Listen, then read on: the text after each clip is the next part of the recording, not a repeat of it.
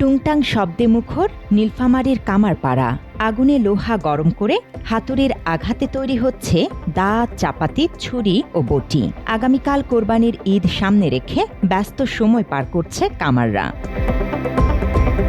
তবে কাঁচামালের দাম বৃদ্ধি আর বৈরী আবহাওয়ায় বিক্রি কমে যাওয়ায় দুশ্চিন্তায় রয়েছে তারা।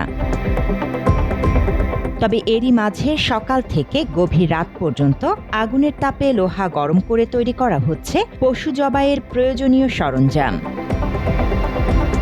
কেউ নতুন দা, চাপাতি, ছুরি ও বটি তৈরি করছে, আবার কেউ পুরনো সরঞ্জাম ধার ও মেরামতের কাজে ব্যস্ত সময় পার করছে। টুংটাং শব্দ আর আগুনের ঝলকানিতে প্রাণ চাঞ্চল্যে ভরে উঠেছে পুরো কামারপাড়া। খুচরা ব্যবসায়ীরা বাংলা এডিশনকে জানায়, গত বছরের তুলনায় এবার লোহা, কয়লা ও শ্রমিকের মজুরি বেড়েছে অনেকটাই বেশি। ফলে উৎপাদন খরচ বাড়লেও বাজার পরিস্থিতির কারণে সেই অনুযায়ী দাম বাড়াতে পারছে না তারা।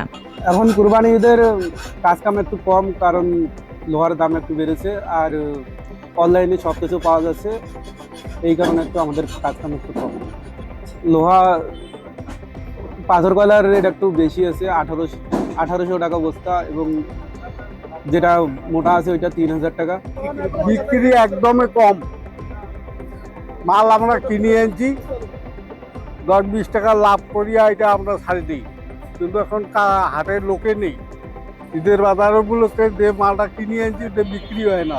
মাত্র 30% টাকায় জমির মালিক হয়ে নতুন বাংলাদেশের গড়ে তোলার স্বপ্ন দেখা বাংলা বসতি। স্থানীয় কামাররা জানায়, ঈদ যত ঘনিয়ে আসছে ততই বাড়ছে কাজের চাপ। তবে টানা বৃষ্টি ও বৈরী আবহাওয়ার কারণে বাজারে ক্রেতার উপস্থিতি কম। এতে কাঙ্ক্ষিত বিক্রি না হওয়ায় দুশ্চিন্তায় পড়েছে তারা। বর্তমান কারেন্টের সমস্যার কারণে ব্যবসা একবারে ডাউন। আর মেশিনটা তৈরি করে এখানে 5 জন লাগে, এখানকে এলাকায় হয় 5 জনকার কাম এলাকায় করে।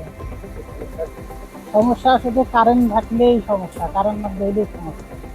আকাশের পরিস্থিতি খারাপ হওয়ার জন্য ঈদগুলোতে কোনো নাই, দোকান বন্ধ হয়ে আছে, কারেন্টের অবস্থা খারাপ। আকাই লাগাইলেই তো কারেন্ট বন্ধ করে দেয়। মাল পাওয়া যাচ্ছে না, মালের দাম বেশি, কলার দাম বেশি, লোহার দাম বেশি, স্বাধীন মতন মাল পাওয়া যাচ্ছে না। কাস্টমার এসে গায়ে পায়ে চড়েছে, মাল দাও। নতুন সরঞ্জাম কেনার পাশাপাশি অনেকেই পুরনো দা, চাপাতি ও ছুরি ধার করাতে আসছে কামারপল্লীতে। কোরবানির পশু জবাইয়ের আগে সরঞ্জাম প্রস্তুত করতেই তাদের এই ভিড়। এখন ঈদের সিজন চলছে, ঈদের জন্য ওরা সুন্দরভাবে আমাদেরকে দ্রুত এই সমস্ত জিনিস তৈরি করে দিতেছে। আমরা আসছি, আমরা ঈদে এগুলো ব্যবহার করব। তবে ভাইদের কাছে শুনলাম যে এবারে লোহার দাম বেশি, কয়লার দাম বেশি, এই কারণে একটু খরচ বেশি হচ্ছে।